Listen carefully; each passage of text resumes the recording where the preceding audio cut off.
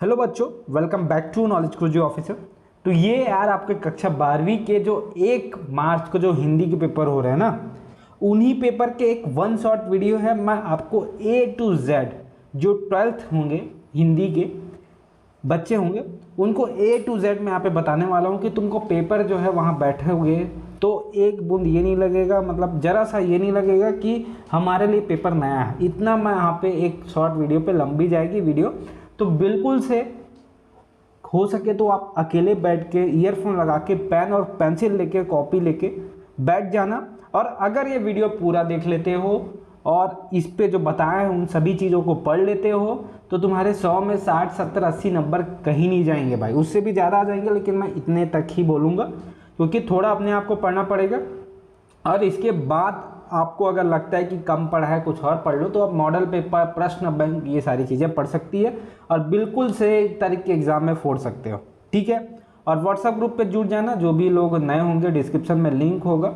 और यहाँ पर मैं एक एक चीज़ बताऊँगा कि पहले में कौन सा आता है, दूसरे में क्या आएगा, तीसरे में क्या आएगा। तो ये जो क्वेश्चन पेपर है ये आपके 2023 की है, मतलब पिछले साल की। तो ये पेपर मैं इसलिए लिया हूँ क्योंकि यहाँ से आपको पैटर्न पता चलेगा कि क्या क्या आता है, पहले नंबर में क्या पूछते हैं, दूसरे नंबर में क्या पूछते हैं। तो इस प्रकार एक एक चीज़ आपको बताऊंगा ताकि सब कुछ आपको 80 नंबर का पेपर हो ना, तो 80 नंबर में 80 नंबर की चीज़ें आपको पता रह सके। वैसे तो मैं 100 नंबर में बोल रहा था 50-60, लेकिन 80 नंबर का पेपर है तो 20 नंबर बिल्कुल से आपको प्रैक्टिकल में मिल जाएंगे आपके। तो यहाँ पर ये चीज़ देख लेना, सभी प्रश्न हल करना अनिवार्य है और कमेंट में एक लाइक, एक कमेंट, एक शेयर करना और बिल्कुल से अच्छे मार्क्स आपके आएंगे। ठीक है, क्योंकि यहाँ पर सारी चीज़ें सपोर्ट रहा तो आपके इंग्लिश को भी ऐसे इजी बना देंगे। तो यहाँ पे सेम यही चीज़ आएगा यार, ऐसे ऐसे आपको लिखना है। और देखो हिंदी के पेपर में वर्ड लिमिट ध्यान रखना क्या करना है। तो इस प्रकार के पहले होंगे और खंड का होगा। खंड का में पहले नंबर में आपके पास होगा अधोलिखित पठित अपठित गद्यांश। गद्यांश मतलब होता है कहानी। इसमें आपको बिल्कुल से कितने मार्क्स मिलेंगे मैं बता देता हूँ। का में जो है आपके का तीनों खंडों में का 3 खंड है, का में 2 प्रश्न है जिसके 16 अंक निर्धारित है। तो देखो भाई यहीं से आपको 16 अंक मिलने वाले हैं। ठीक है, खंड का है, यहाँ पे क्या करना है आपको पढ़ना है। और इसको जब आप पढ़ने बैठोगे आपके पेपर में भी ऐसे ही आएंगे, भले वो दूसरा गद्यांश होगा क्योंकि ये पिछले साल का पेपर है तो हर साल सेम गद्यांश तो बिल्कुल नहीं आता। तो आपको क्या करना, गद्यांश देखना है जरूर, लेकिन उसके पहले गद्यांश को देखने के पहले इसके क्वेश्चंस को देख लेने हैं।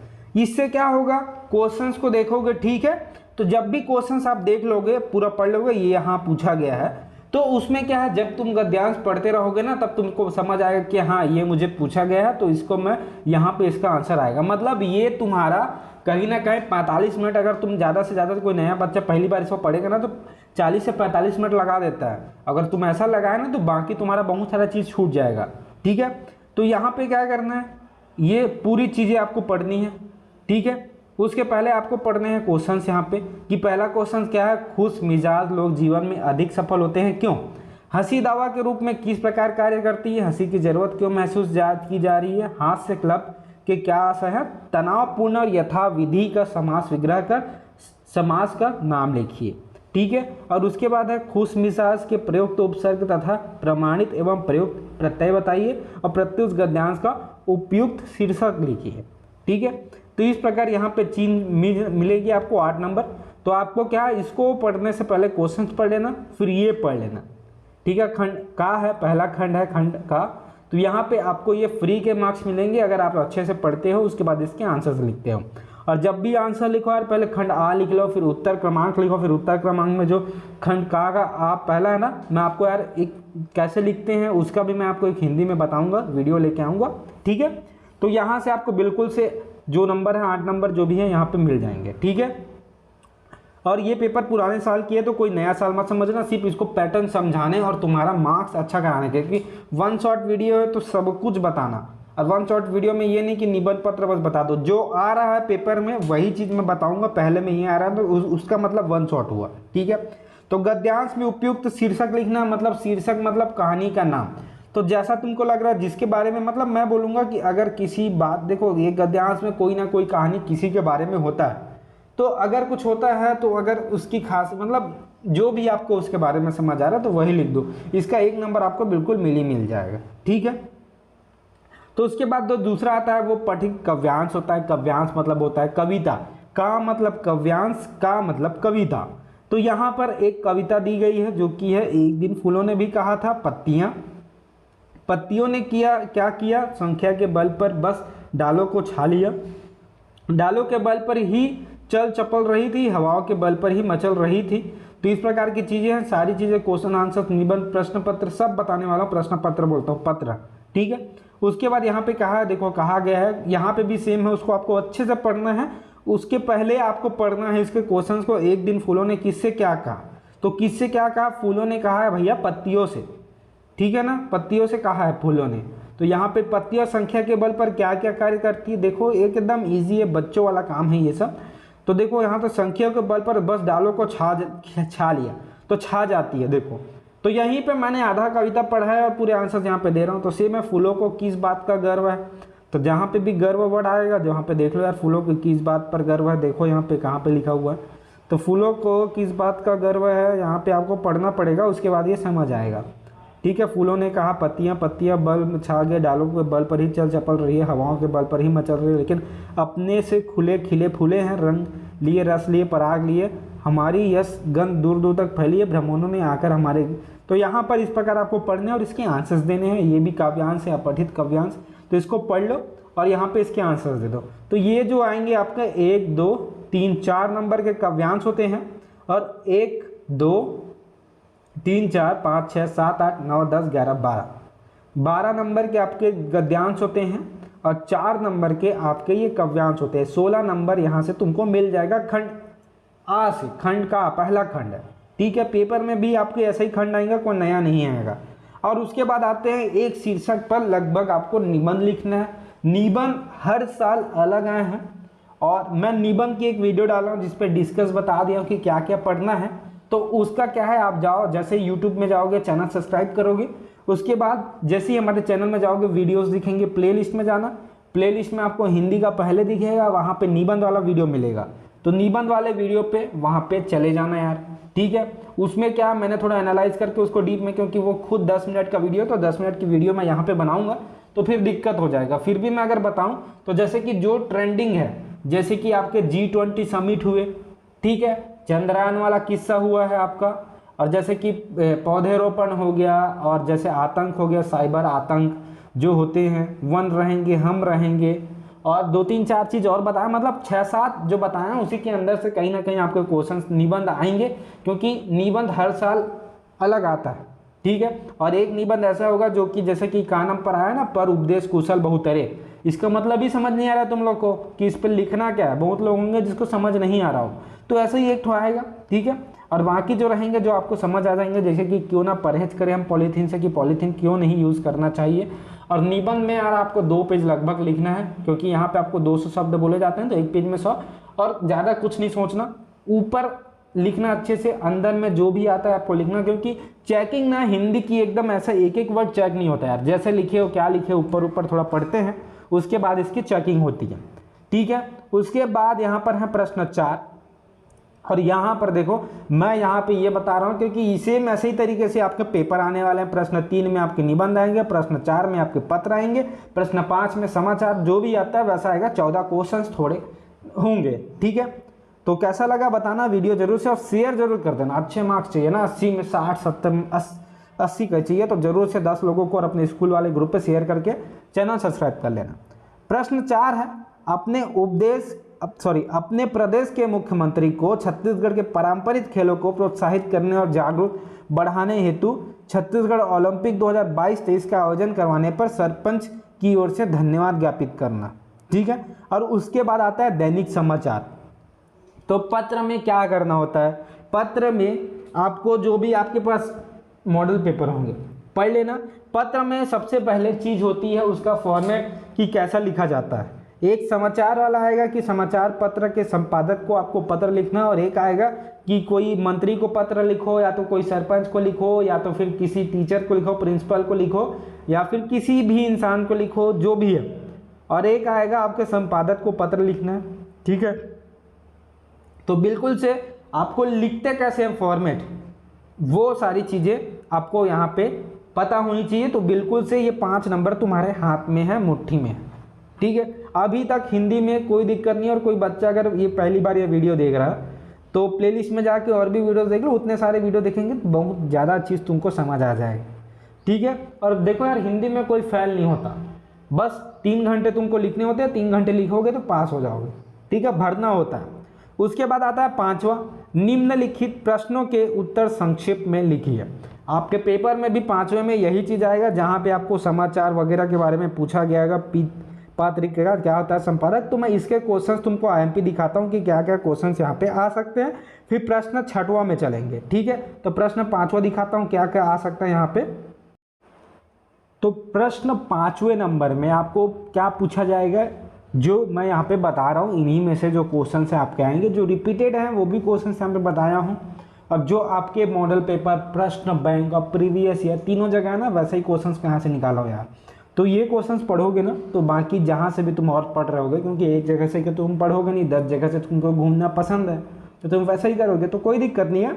यहाँ पे जो क्वेश्चंस है बिल्कुल से कर लेंगे। और यहीं पे से कोई ना कोई क्वेश्चंस आपके यार 4 क्वेश्चंस आते हैं, 4 से 5 क्वेश्चन, तो वहीं में से आपको क्वेश्चंस यहाँ पे दिखेंगे। तो यहाँ पे पहला जो है, ये जो क्वेश्चन बता रहा हूँ ना, प्रश्न 5वें नंबर में एक एक नंबर में पूछा जाता है, ठीक है। तो एक एक नंबर के हिसाब से इसको तैयारी करना। तो यहाँ पे पहला है विशेष लेखन के किन्हीं 5 क्षेत्र के नाम लिखने। दूसरा है समाचार किसे कहते हैं। तीसरा है कूटीकरण या एनकोडिंग से क्या तात्पर्य है। चौथा है समाचार के आकार कौन कौन से हैं। 5वां है फ्रीलांस पत्रकार किसे कहते हैं। उसके बाद है डेडलाइन का क्या अर्थ है, डेस्क किसे कहते हैं। हिंदी वेब जगत में कौन कौन सी साहित्य पत्रिकाएं कहाँ चल रही है, जो कि हिंदी जगत में जो भी दैनिक भास्कर, नवभारत जो भी है। पत्रकारिता से आप क्या समझते हैं। जन संचार के कोई 2 कार्य लिखे। विशेष लेखन किसे कहते हैं। एडवोकेसीज पत्रिका क्या है। फोन इन किसे कहते हैं। सांकेतिक संचार किसे कहते हैं। संपादन का क्या अर्थ है। फ्लैक्स या ब्रेकिंग न्यूज़ किसे कहते हैं। समाचार के मुखड़े कौन कौन सी सूचनाएं हैं। रेखांकन और कार्टोग्राफ किसे कहते हैं। रेखांकन कार्टोग्राफ आपके कहीं ना कहीं पूछे जा सकते हैं, क्योंकि देखा हूँ। और एक आपको कार्टून कोना, ये क्वेश्चंस आपको पूछे जा सकते हैं। बिल्कुल आप यहाँ से पढ़ोगे ना तो बिल्कुल देखना यार, बहुत सारे क्वेश्चंस आपको फंसे मिलेंगे। ये मैं अपने एक्सपीरियंस से बोल रहा हूँ, पास्ट एक्सपीरियंस से। आप जरूर से थैंक यू एक मैसेज जरूर करोगे। और अगर चाहते हो अच्छे मार्क्स आए तो अपने किन्हीं 5 या 7 दोस्तों को यार शेयर कर दो, उनका भी भला हो जाए। क्योंकि जब चीज़ें फ्री मिल रही है ना तो सबके पास पहुंचना चाहिए यार। थोड़े पुण्य हम भी कर लेंगे, आप भी थोड़े पुण्य कर लो अपने दोस्त को भेज के। तो समाचार लेखन के कितने अंग होते हैं। उसके बाद है सांकेतिक संचार का क्या अर्थ है। उसके बाद है रेडियो द्वारा प्रसारित समाचारों के 3 प्रमुख भाग कौन कौन से हैं। पेज 3 पत्रिका का क्या तात्पर्य है। सांकेतिक संचार वाला जो क्वेश्चन है अच्छे से कर लेना, क्योंकि बार बार अगर क्वेश्चन रिपीटेड है तो इंपॉर्टेंट है। उसके बाद है रेडियो द्वारा प्रसारित समाचारों के 3 प्रमुख भाग कौन कौन से हैं, ठीक है। तो यहाँ पर आप लोगों को वो क्वेश्चंस मैंने बता दिए जो कि प्रश्न 5वां में पूछने वाले हैं। अब प्रश्न 6वां है, जहाँ पे आपको कविता और कहानी के बारे में पूछा जाता है। जैसे कि मैं आपको पेपर दिखाता हूँ, ठीक है, नहीं दिखाता, चलो छोड़ो। प्रश्न 6वां में आप देखोगे ना प्रीवियस ईयर पेपर में, तो क्वेश्चन नंबर 6 में आपको पूछा जाता है कि जो कि 3 नंबर का होता है। तो उसमें क्या कविता और कहानी के बारे में ही ज़्यादातर पूछा जाता है, नाटक, कविता, कहानी। जैसा कि मैंने 3-4 साल के पेपर देखे हैं और जो क्वेश्चंस मैंने एनालाइज किए हैं, ये क्वेश्चंस क्वेश्चन बैंक में, मॉडल पेपर में, प्रश्न बैंक सारी जगहों पर उपलब्ध है। ऐसे क्वेश्चंस को मैं निकाला हूँ, तो इनको जरूर से कर लेना। 3 नंबर तुम्हारे यहाँ से पक्के हो जाएंगे। उसके बाद यार 6 क्वेश्चन हम कर लेंगे। उसके बाद आपको 14 क्वेश्चन में 8 क्वेश्चन और बचेंगे, वो उसको हम आपको आगे बताने वाले हैं, ठीक है। तो कहानी के प्रमुख 3 तत्वों के नाम लिखिए। नाटक के 3 तत्वों के नाम लिखना है। नाटक व कहानी में अंतर लिखना है। कविता की रचना में शब्द चयन का क्या महत्व है। नाटक में संकलन क्षेत्र में किसे कहते हैं, इनके कौन कौन से तत्व हैं। कहानी, नाटक, ये सब के तत्व भी अच्छे से कर लेने यार, आते हैं तत्व लिखने के बारे में। नाटक में संकलन क्षेत्र में किसे कहते हैं, इनमें कौन से तत्व है। कहानी किसे कहते हैं, कहानी लेखन में भाषा शैली का क्या महत्व है। कविता के मुख्य घटक कौन कौन से हैं लिखिए। एक नाटककार के लिए समय का क्या महत्व होता है। कविता में बिंद और छंद का महत्व को लिखिए, ठीक है। उसके बाद है, इतने ही क्वेश्चंस आपको यहाँ पे मैंने निकाल के रखे हैं, मतलब एकदम इम्पोर्टेंट क्वेश्चंस है। और यहाँ से आने के बहुत समझाना यार कहानी के प्रमुख तत्व होते हैं, कविता के लेखक के संबंध में कोई मत लिखो, दो मत लिखो, मतलब इन्हीं सब बीच से आपके जो है क्वेश्चंस आने वाले हैं। ठीक है, हम अब चलते हैं आपके प्रश्न आगे वाले में, जहाँ पे आपको देखने को मिलेगा यार, जैसे कि मैं आपको ले चलता हूँ आगे प्रश्न।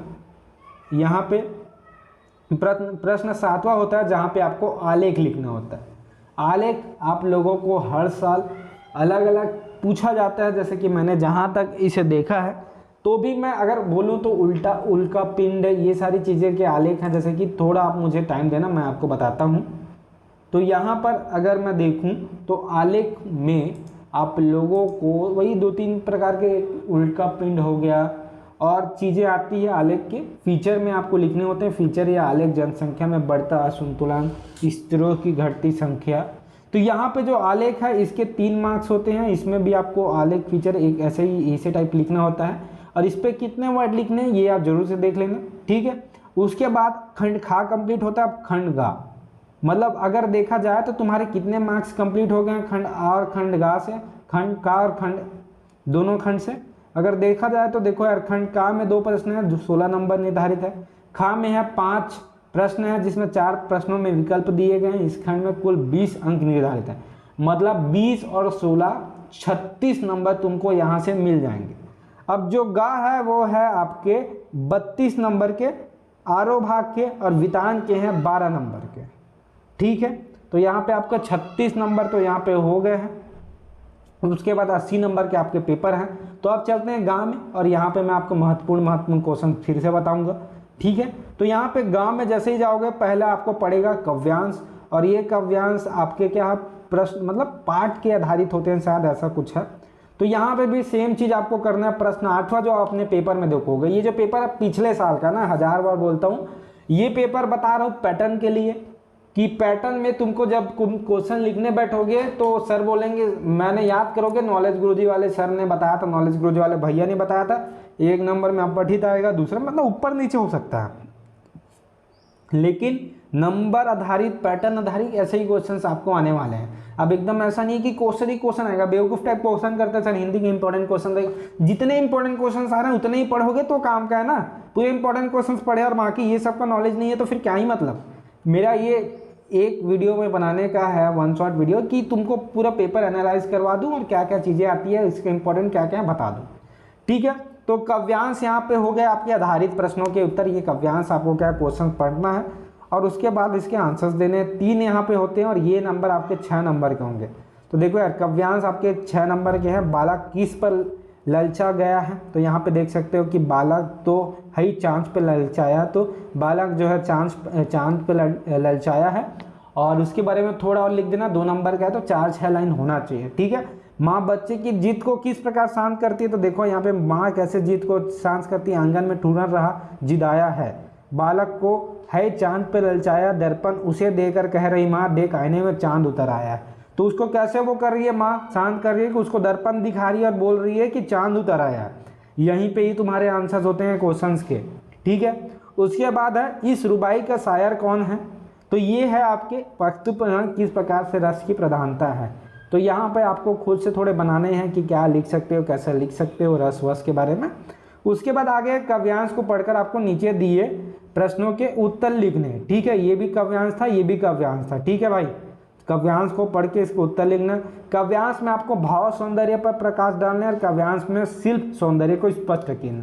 तो ऐसा पेपर जो आएगा जिस पे भाव सौंदर्य और शिल्प सौंदर्य दिया है, यहाँ पर ये होंगे 4 नंबर के।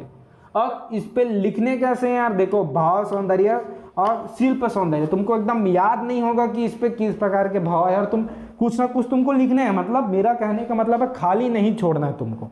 काव्यांश आ रहा है, इसके भाव शिल्प आ रहे हैं, तो आपको क्या होता है इसका आंसर। आपके पास कोई भी चीज़ होता है, जैसे कि मैं यहाँ पे बताता हूँ आपको, तो यहाँ पे होता है भाव और शिल्प सौंदर्य में क्या लिखते हैं, मतलब क्या होता है अगर शिल्प काव्यांश के भाव सौंदर्य के बारे में आपको पूछा गया और शिल्प सौंदर्य के बारे में पूछा गया, तो इसमें आपको इस प्रकार का आंसर लिखना है। चलो 2 मिनट में बता देता हूँ कि किस प्रकार के आंसर्स आपको यहाँ पे लिखने होंगे और क्या होते हैं। तो देखो यार, जब भी तुम भाव पक्ष देता है तो आपको क्या लिखना है, प्रस्तुत पद्यांश में, जैसे कि अगर किसी के बारे में लिखना है तो प्रस्तुत पद्यांश में आकाश में काले बादलों की पृष्ठभूमि में पंक्ति बांधकर उड़ते हुए सफेद बगुलों का वर्णन है। इसमें प्रकृति की सौंदर्य का भव्य का चित्रण, मतलब ये जो भाव सौंदर्य मतलब क्या चीज के बारे में बताया, तो यहाँ पर क्या चित्रण हुआ है, चांद के देखने का, मतलब चांद को दिखाने का, मतलब चांद के बारे में बताने का। दृश्य की सुंदरता तो अपेक्षित प्रभाव उत्पन्न करने वाले दृश्य को चित्रात्मक वर्णन हुए मन में पड़ने वाले प्रभावों को भी वर्णन किया गया है। तो यहाँ पर आप लिख सकते हो चांद के बारे में मतलब वर्णन किया है, उसमें थोड़ा हिंदी थोड़ा घुसा देना। प्रस्तुत पद्यांश में इस काव्यांश में भाव सौंदर्य के रूप में चांद के बारे में बताया गया है कि चांद किस प्रकार कैसा है। चांद की एक चित्रात्मक, मतलब 2-3 वर्ड होते हैं जिसको अपन ना अंग्रेजी में अगर बोला जाए तो क्या बोलते हैं, थोड़े आंसर्स में मतलब टेक्निकल वर्ड्स उसको बोले जाते हैं, जो कि आपके इस क्वेश्चन में ना उत्तर में आपको पता चलना चाहिए कि हाँ क्वेश्चन किस प्रकार से है, क्या है। तो कुछ वर्ड लगा दोगे, चित्रात्मक, पद्यांश, प्रभाव, अपेक्षित प्रभाव, तो ये सारी चीज़ें यहाँ पे आपको भाव में लिखना। भाव मतलब उसकी भावात्मक, मतलब वर्णन, मतलब आपको उसका क्या बताना है, क्या बोल सकते हैं, अच्छाई, और थोड़े हिंदी ढंग में। अपने वर्ड में मत लिखना यार, ऐसा ऐसा बोला गया है तो इसमें मज़ा नहीं आएगा, हिंदी मतलब हिंदी टाइप। उसके बाद है काव्यांश के शिल्पगत सौंदर्य। तो ये क्या होता है कि इस पर जो कविता लिखी है वो किस प्रकार है। तो 2-3 एकदम याद कर लेना कि जो शिल्प सौंदर्य मतलब होता है कि भाषा सरल है, भावानुकूल है, और इसमें संस्कृत के कुछ वर्ड आपको दिखते हैं, तो इसमें संस्कृत के कुछ शब्दबद्ध है, शब्दावली है, और कुछ ये वर्ड यूज़ किया गया जो भाषा के प्रभाव में वृद्धि हुई है। ठीक है, प्रसाद गुण है, और अनुप्रास और रूपक अलंकार का भी उपयोग, मतलब शिल्प सौंदर्य मतलब उस कविता में क्या क्या चीज़ें आई है। अगर संस्कृत का कोई वर्ड हुआ तो संस्कृत वर्ड यूज हुआ है बोल दो, अलंकार यूज हुआ है, मतलब नहीं पता ना तो वही लिख दो। अब हर चीज़ को तुमको नहीं पता होगा तो मैक्सिमम आंसर में कुछ ना लिखने से अच्छा 2 नंबर के में आप ये लिखो, भाषा सरल है और भावानुकूल है, और इस भाषा में आपको मतलब इस कविता में काव्यांश में आपको क्या है, अलंकार के यूज हुए हैं, भाषा के प्रभाव में वृद्धि हुई है, मतलब इस प्रकार के, मतलब उसके तारीफ करना है, दोनों में तारीफ करना है। इसमें क्या क्या चीज़ें बताई गई है उसका तारीफ करना है, भाव में उसमें चांद वांद के बारे में, और इसमें उस कविता का तारीफ करना है। ठीक है, समझ गया मैं क्या बोलने वाला हूँ। अगर चाहोगे तो इसकी एक पर्टिकुलर अलग वीडियो में बना दूंगा, शिल्प, ये काव्यांश और काव्यांश के शिल्प सौंदर्य, भाव सौंदर्य। उसके बाद चलते हैं 10वां क्वेश्चन, जो कि कैमरे में बंद अपाहिज करुणा के मुखौटे में छिपी कुर्ता की कविता लिखी है, भाषा की सहूलियत में बरतने से क्या अभिप्राय है। तो यहाँ पर आपको क्या है, मैं क्वेश्चन यहाँ पे इंपॉर्टेंट बताता हूँ जो यहाँ पे पूछे जा सकते हैं। तो अगर हम ले चलें आपको आगे वाले क्वेश्चंस में, तो यहाँ पे 8 मार्क्स क्वेश्चंस हैं, और वो वाले मार्क्स आपके हैं कि नहीं है, ये 8 मार्क्स वाले ही क्वेश्चन है। पहले 8 मार्क्स में आते थे, अब शायद 6 मार्क्स में आते हैं, ऐसा कुछ है इसका।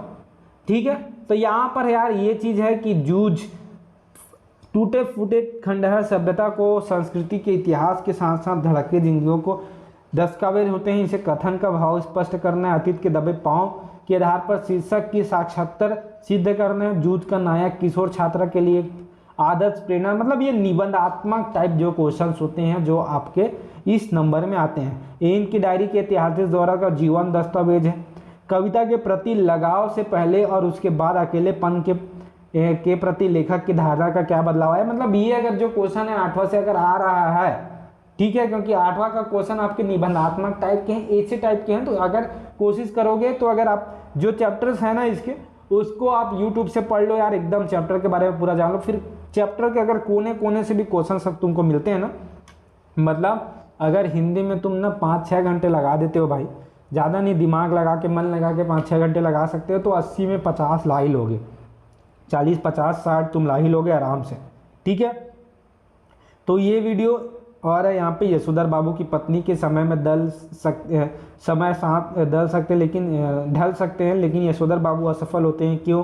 श्री सौंदर्य जयकर ने दी अध्यापक की उन विशेषताओं को रेखांकित करे जिन्होंने कविताओं के प्रति लेखक के मन में रुचि जगाई है।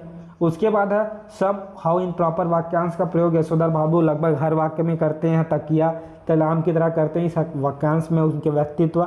तो यहाँ पर यही से पूछा जाता है निबंधात्मक कि आपको इसके बारे में बोलो, ये बोलो।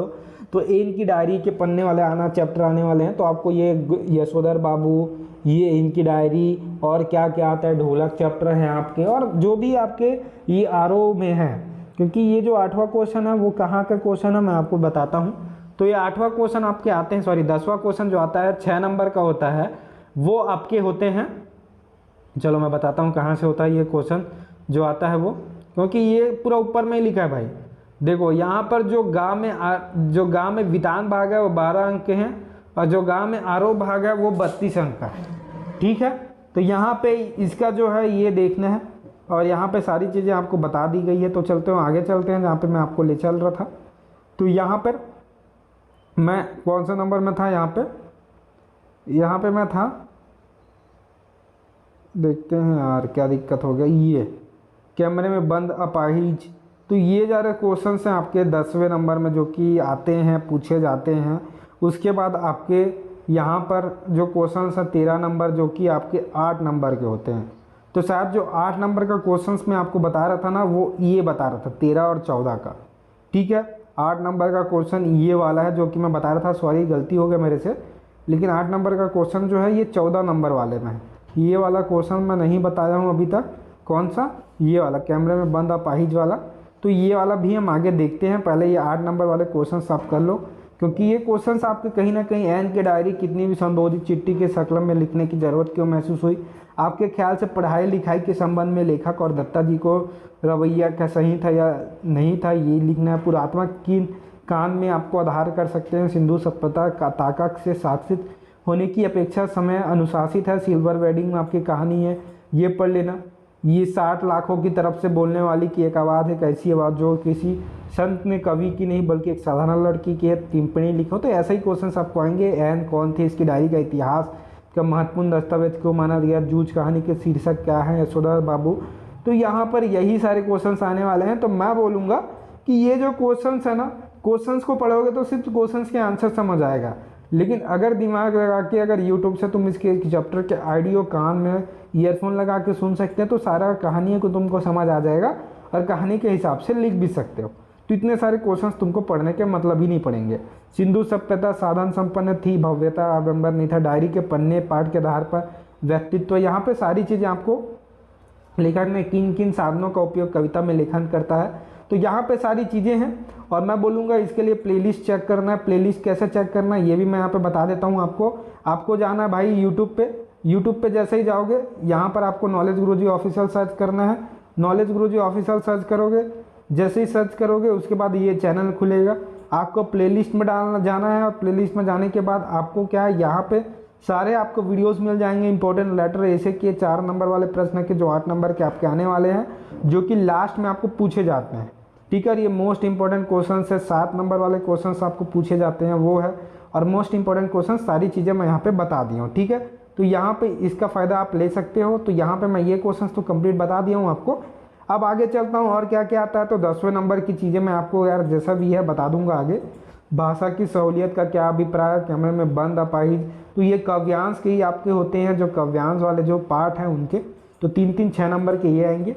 उसके बाद अधोलिखित गद्यांश को पढ़कर संबंधित प्रश्नों के उत्तर लिखने, ये गद्यांश है, ये 6 नंबर का बिल्कुल फ्री के मार्क्स है ना, और ये आपके पाठ के ऊपर आते हैं ये क्वेश्चंस।